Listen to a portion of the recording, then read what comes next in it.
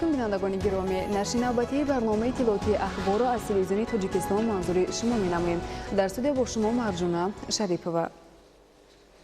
дар ҷумҳурии Тоҷикистон айни ҳол дар соҳаи нақлиёт ба маблағи умумии 7.5 миллиард сомонӣ 14 лоиҳаи давлатии сармоягузорӣ амалӣ мешавад. дар заминаи татбиқи лоиҳаҳои бузург дар соҳаи нақлиёт танҳо соли 2018 сохтмону таҷдиди қариб 200 километр роҳи дохиливу байналмилалӣ ва 45 пул ба анҷом расонида шудааст. бо мақсади тозаи назаррабон намудани кӯчави маҳаллаҳо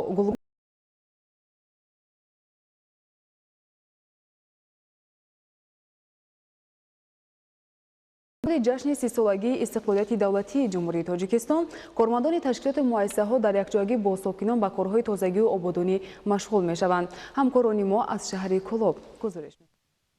дар шаҳру деҳоти Кулоб дар асоси нақшачорабиниҳои мақомоти иҷроии ҳокимияти давлатӣ дар баробари вусъати корҳои ободонию созандагӣ, эҳё намудани ҳунарҳои мардумӣ ва омода намудани мавзеъҳои таърихӣ барои ҷалби сайёҳон, кормандони ташкилоти муассисаҳо дар ҳамдастӣ бо сокинон бо ҳисси баланди ватандӯстӣ ҳар ҳафта рӯзҳои истироҳатӣ ба ҳашари умумӣ баромада корҳои тозагии муҳити зистро анҷом медиҳанд.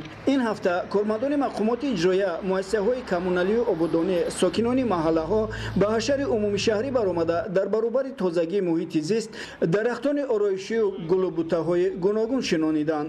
ин шанбегиҳо доимо мунтазам баҳри ободу зебо гардонани шаҳри ва маҳаллаҳои зистамон идома меёбад. бо мақсади боз ҳам назаррабо гардидани даромадгоҳи шаҳр дар шафати роҳи байналмилалӣ дарахтони ҳамешасабз ва гулубутаҳо мешинонанд ки тавассути ин шоҳро ҳамарӯза ҳазорон нафар сокинони дохилию хориҷӣ мегузаранду аз ин манзараҳо ҳаловат хоҳанд бурд. барои сазовор пешвоз гирифтани 30-солагӣ ва ҷашни наврӯзӣ шаҳрвандои маҳаллаи мо дастаҷамона омада барои ободонии маҳалла шаҳр шанбегиҳо гузаронда шуданд. дар даромадгоҳи шаҳри Кулоб барои шинондани гулу гулбутаҳо ва дарахтҳои сояафкану ороишӣ машғул мешавем. қобили қайд аст ки тибқи иттилои шуъбаи ҳифзи муҳити зисти шаҳри Кулоб соли ҷорӣ бояд 25 000 бех дарахтони ҳамешасабз, сояафкану ороишӣ шинонида шавад ки токунун 21 650 бех дарахт шинонида шудааст ки 83%-ро ташкил мекунанд. бояд гуфт ки чунин ҳашарҳои дастҷамонаи кормандони ташкилоту муассисаҳо ва сокинон ҳар ҳафта рӯзҳои шанбею якшанбе сурат мегирад. баргузории чунин ҳашарҳои умумишаҳрӣ баҳри тозаю озода нигоҳ доштани муҳити зист ва баланд ба доштани маърифати экологии сокинон ва боз ҳам зебои назаррабо гардидани кӯчаю маҳаллаҳо ва хиёбонҳои шаҳр мусоидат менамояд. раҳматалӣ назри эраҷи қурбоналӣ, шаҳри Кулоб, ахбор. риояи талаботи муқаррар гардида ва аз рӯи тавсияи мутахассис амал намудан асоси муваффақият дар соҳаи кишоварзӣ ба шумор меравад. имрӯз шароити захира, нигоҳдорӣ ва коркарди чигити тухмӣ дар баъзе ноҳияҳои вилояти суғд беҳбудиро талаб мекунад. гузориши хабарнигорони мо дар ин хусус. интихоби тухмии хушсифати зироати кишоварзӣ асоси серҳосилӣ ба шумор меравад. имрӯз дар корхонаҳои пахтатозакунӣ ва хоҷагиҳои пахтакори вилояти суғд 4875 тонна чигити тухмӣ захира гардидааст. тибқи иттилоъ дар соли ҷорӣ хоҷагидорони вилояти суғд бояд дар майдони 58140 гектар пахта киш намоянд ва дар асоси дурнамо 5814 тонна чигити тухмӣ лозим меояд. лекин дар асл ҳозир тибқи корхонаи коркард ки ҳозир мо санҷида маълумотҳо гирифтагием ҳама шуда 4895 тонна чигити тухмӣ мавҷуд мебошад ки аз ҳамин қариб ки 1000 тонна норастагии чигити тухмӣ аст. барои пурра таъмин намудани хоҷагиҳои пахтакор, яъне дастрас намудани боз 1000 тонна тухмӣ ба хоҷагидорон аз ҷониби сохторҳои марбута нақшаҳо тарҳрезӣ шудаанд ва гуфта мешавад ки то давраи кишт ин норасоӣ бартараф карда мешавад. аммо инҷо суол ба миён меояд ки барои чӣ аз ҳисоби хоҷагиҳои пахтакори ҳудуди вилоят дурнамо таъмин нагардид. бинобар пурра иҷро накардани ӯҳдадорӣ аз ҷониби раёсатҳои кишоварзии шаҳру ноҳияҳои пахтакор ва хоҷагиҳо захираи чигити тухмӣ барои соли 2019 дар вилоят иҷро нагардид. ба ин мисол оварда метавонем шаҳру ноҳияҳои масҷоҳ, зафаробод, ҷаббор, расулов рокӣ ӯҳдадориро ба миқдори зиёд тибқи апробатсия иҷро накарданд. захира ва нигаҳдории чигити тухмӣ талаботи махсусро тақозо менамояд ва дар ин самт аз ҷониби мутахассисони шуъбаи тухмипарварии раёсати кумитаи бехатарии озуқаворӣ дар вилояти суғд пайваста чораҳои зарурӣ роҳандозӣ ва амалӣ карда мешаванд. 20 хоҷагӣ тухмипарварӣ ташкил шудагӣ ҳозир мо ҳамин маслиҳат кардагӣ ҳақиқати ҳамин оянда ҳамин хоҷагии тухмипарвар бо олимон ҳамкорӣ карда оиди истеҳсол ва тухмиҳои аслии репродуксионӣ корашона баранд ки оянда ҳам таъмини ҳамин хоҷагиҳо тухми хушсиватӣ шавад. пахтакоронро зарур аст аз корхонаҳои коркарди пахта чигити тухмии коркардшударо дастрас намоянд, вале дар аксар ноҳияҳои вилоят ин талабот риоя намегардад. масъулон мегӯянд аз тарафи фармоишгар ё худ хоҷагидор чигити заҳролудшуда дастрас намегардад ва онҳо пеш аз кишт бо роҳи дигар чигитро заҳролуд намуда кишт мекунанд. асосӣ ба мо дархост. агар дархост аз тарафи раёсати кишоварзӣ шавад, мо тайёр ҳастем ҳамаи чигитҳои тухмие ки онҳо дархост мекунанд ҳар намуда шавад доруворӣ карда тайёр кунем. барои ин ба ҳамин рӯз дархост нест. ба ҳамин саҳна дархост нест. ҳоле аз тарафи на кишоварзӣ на хоҷагиҳои деҳқонӣ дархост нашуда. барои заҳролаткунӣ дархост нашуда. безаҳролаткунӣ бурдагӣ ҳастанд. безаҳролаткун хоҷагиҳое ки пахтаи худошонро оварданд, кор кардан буданд, гирифта рафтанд. дар шаҳри Конибодом ки хоҷагиҳои зиёди пахтакор ба қайд гирифта шудааст, ин талабот умуман риоя намегардад. дастгоҳи заҳролаткунии чигит дар ин корхона солҳост аз фаъолият боз мондаву ҳатто бинои он фарсуда гардидааст. дархост намудем ки аз дигар корхона ва ё хоҷагии пахтакор дида намоем, вале масъулон бо ҳар баҳона монеа шуданд. ба андешаи мутахассисони раёсати кумитаи бехатарии озуқаворӣ роҳи ҳалли ин мушкилӣ мутамарказонидани захираи чигити тухмӣ дар вилоят шуда метавонад. мушкили мо дар ин ки баъзе ноҳияҳо то 12 та 8 та корхонаи коркарди пахта бояд мақомотҳои иҷроия ҳамин корхонаи захираи чигити тухмӣ марказизондан кунадшон дар кор ки новаяшон зиёда 2-3 корхона ҳамина қабул кунад шароити нигаҳдориам кор кардам содироту воридоти чигитиам як грамки муайян медарад. дар ноҳияи зафаробод низ ҳамин гуна, яъне чигити тухмӣ без заҳролудкунӣ ба хоҷагиҳо дастрас карда мешавад. вале дар ноҳияҳои бобоҷон ғаффуров ва спитамен талабот риоя гардидааст, яъне чигити тухмӣ дар корхонаҳои пахтатозакунии ин ноҳияҳо пурра коркард шуда сипас ба хоҷагиҳо интиқол дода мешавад. чигити захирашуда аз тарафи мутахассисони раёсати кумитаи бехатарии озуқаворӣ дар вилояти суғд санҷида шудааст ва тибқи талаботи ин сохтор масъулини амборҳо муваззаф гардиданд ки тухмӣ баъди заҳролуд шудан бояд ба ин ё он хоҷагӣ интиқол дода шавад. аммо риояи он аз роҳбарияти корхонаҳои коркард ва масъулини раёсати кишоварзӣ талаб мегардад. олимони соҳа низ мегӯянд чигити тухмӣ ҳатман бояд заҳролуд шавад ва шароити нигаҳдории он низ то давраи кишт бояд риоя гардад. дар акси ҳол серҳосилиро дар замин таъмин намудан ғайриимкон аст. масъулони сарраёсати кишоварзӣ ва раёсатҳои он дар шаҳру ноҳияҳои вилоятро зарур аст ба ин масъала ва ҳамчунин захираи зарурии чигити тухмӣ аҳамият диҳанд, то ки серҳосилӣ дар майдони пахтазори мамлакат таъмин гардад ва пахтакорон ба мушкилӣ рӯбарӯ нагарданд. таъмини амнияти озуқаворӣ ва дастрасӣ ба маҳсулоти ниёзи аввал бештар аз ҳама дар натиҷаи истифодаи самароноки замин ба даст меояд.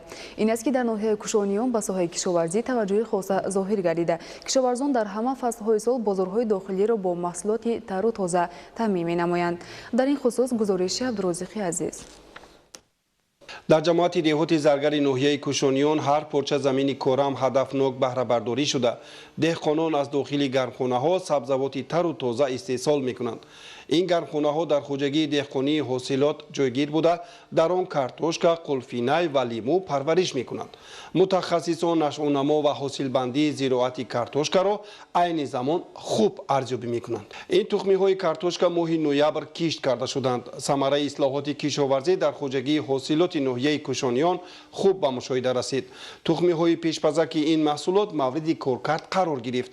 ин тарзи кор ба он боис мегардад ки дар ҳама фаслҳои сол сабзавоти тару тоза истеҳсол гардида аз маводи воридотӣ ҷилавгирӣ карда шавад. картошка дар ҳафтаҳои наздик ҳосилон ба бозори шаҳри бохтар бароварда хоҳад шуд. ин таҷрибаи аввалини мо аст. барое ки то замин бекор наистад, бо ҳамин ният мо картошка кардем. дар оянда боз миқдори чунин гармхонаро зиёд хоҳем кард. дар ноҳияи кушониён ҷиҳати ҳиссагузорӣ дар амнияти озуқаворӣ мароқи хос зоҳир мегардад. ба рушди гармхонаҳо бештар эътибор медиҳанд. агар ҳамин таҷрибаи ноҳияи кушониён дар дигар ноҳияҳои мамлакат истифода гардад, дар сардиҳои зимистон ва аввали баҳор низ имкони таъмини сокинон бо картошкаи тару тозаи худӣ фароҳам меояд. дар ин ҷо ҳамзамон қулфинайро бори нахуст парвариш доранд. умед аст ки аз ин нави сабзавоти хуштаъм низ ҳосили хуб ба даст меояд.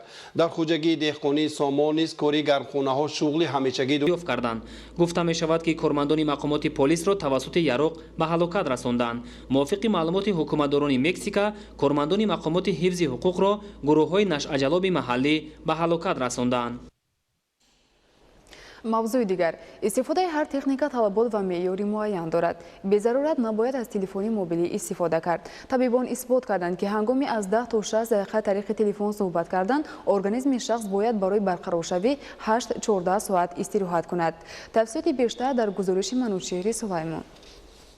با استفاده از تلفن موبیلی همیشه با نفرانی که به ما نزدیکند در علاقه شده، نوابسته از آن که او در کدام گوشه دنیا قرار دارد تماس گرفته می توانیم. البته این خوب است، اما تلفن ها خصوصیت ضرر رسانی نیز دارند و در نتیجه استفاده از معیار زیادی آن آهسته آهسته به سلامتی انسان ضرر خود را می رساند. ضرر تلفن با انسان این یکم به سیستم شنوایی به خراب گشتن سیستم مرکزی عصب حتی تونوبینایی آورده میرساند. تاثیر منفی که در آخر آورده میرساند میتواند به بیماری سرطانی معاینه سر، یعنی که به عضو بصیره، عضو شنوایی آورده میرساند، حتی تا کار و گونگی هم آورده میرساند. باید ذکر نمود که استفاده زیاد تلفن موبیلی کس را به پسشوی روشنایی در چشم، درد سر، چرخزنی سر، خسته شوی، پس شدن فعالناکی آورده میرساند و همچنین خاطره و ذهن شخص را کاسته میسازد. متخصصان ابراز می‌دارند که هنگام خواب تلفن موبیلی باید در مسافه نزدیک گذاشته نشود. هنگام خواب یعنی که در تگ سر، تگ بالش استفاده میبرند که این آورده به بیماری‌های گوناگونی سیستم مرکزی عصب یا اینکه دل، شش، گرده آورده میرساند. اینو باید نه از 1 متر تا 3-7 متر از خود دور کردن در کار. امروز کودکان خردسال و مکتب بچگان نیز از تلفن موبیلی استفاده میبرند. آنها تلفن را نه تنها چون واسطه گفتگویی بلکه بیشتر برای بازی استفاده میبرند که چنین استفاده تلفن موبیلی به خیره‌شوی چشم آورده میرساند. خیره‌شوی چشم اصلا نشانه پیرانسالی است، لیکن سن خیره‌شوی چشم امروز پایان رفته است. طبیبان میگویند زیادا جوانان از خیره‌شوی چشم شکایت میکنند. ارگانیسم کودک هنگام استفاده تلفن موبیلی بیشتر از کلانسالان ضرر میبیند. کودک زود خسته شده، روحیه‌اش نااستوار میگردد، در نتیجه زود عصبانی میشود. حتی حالت‌هایی میشود که والدین برای مشغول کردن فرزندان با بازی‌های گوناگون و تماشای فیلم‌های تصویری از تلفن موبیلی استفاده می‌کنند. طبق ماده 8 قانون جمهوری تاجیکستان درباره مسئولیت پدر و مادر در تعلیم و تربیت فرزند به مؤسسه‌های تعلیمی با خود آوردن و استفاده بردن تلفن موبیلی منع میباشد. پس والدان را ضرور است به فرزندان خود طرز درست استفاده بردن تلفن را فهمانند، زیرا آن به سلامتی نسل جوان ضرر جدی دارد. منوچهری سلیمان، مهروز جمعه، اخبار. همساله در جهان در نتیجه استعمال تماکو 6 میلیون نفر به هلاکت می‌رسد که از این تعداد بیش از 1.5 میلیونش زنان تشکیل می‌دهند. استفاده سیگار انسان را به بیماری‌های رگ، شش، دل و عصب گرفتار کرده به اقتصاد عائله نیز ضرر می‌رساند. گزارش ظاهرشوی تقوی مراد. در تاجیکستان 20% استفاده برندگان سیگار را مردان و 0.4% دیگر را زنان تشکیل می‌دهد. 1% استفاده برندگان سیگار را پسران تشکیل می‌دهد که این نشان دهنده نسبت به زنها بیشتر است. عضوی نورسان، کودکان و زنان اینها حساسیتشان جدا بلند است. اگر مردی کلانسال اگر 1-2 سیگاریت به یگان تاثیر منفی نرسانده باشد، لیکن نورسان و کودکان و زنان به همین 1-2 دانه سیگارهای علاقه تاثیر منفی میرساند.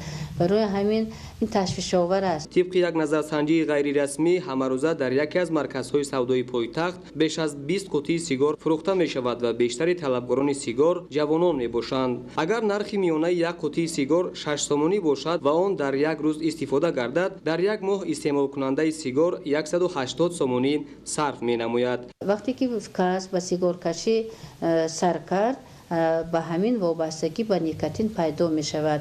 اگر امروز شخص سیگار کش 1-2 سیگار در روز کشد، روزهای آینده از سببی که به نیکوتین وابستگی پیدا می شود، سیگار کشی مقدارا زیاد می شود. استفاده تماکو خصوصا سیگار شخص را عاقبت به مرگ آورده میرساند. نفری که دائما سیگار را استفاده میکند طبق تحقیق عالمان سوهای تندرستی به بیماری‌های رگ، شش، دل و عصب گرفتار می شود. سازمان عمومی جهانی تندرستی اطلاع می‌دهد که بر اثر استعمال تماکو در 6 ثانیه 1 نفر نابود می شود. بیماری‌های سرطان شش‌ها در شخصانی که سیگار میکشند нисбатан бисёр ҳастанд дар шахсоне ки сигор намекашанд. вақте ки бемор шудед ё ки бемори гирифтори саратон шудед ё ки бемори музмини обструктиви шушҳо шудед, ин аллакай бемориҳое ки ба табобат хеле мушкилӣ меорад. با مقصد پیشگیری بیماری‌ها و حفظ سلامتی اهالی سال 2011 در کشور قانون جمهوری تاجیکستان درباره محدود نمودن استفاده محصولات تماکو به تصویب رسید.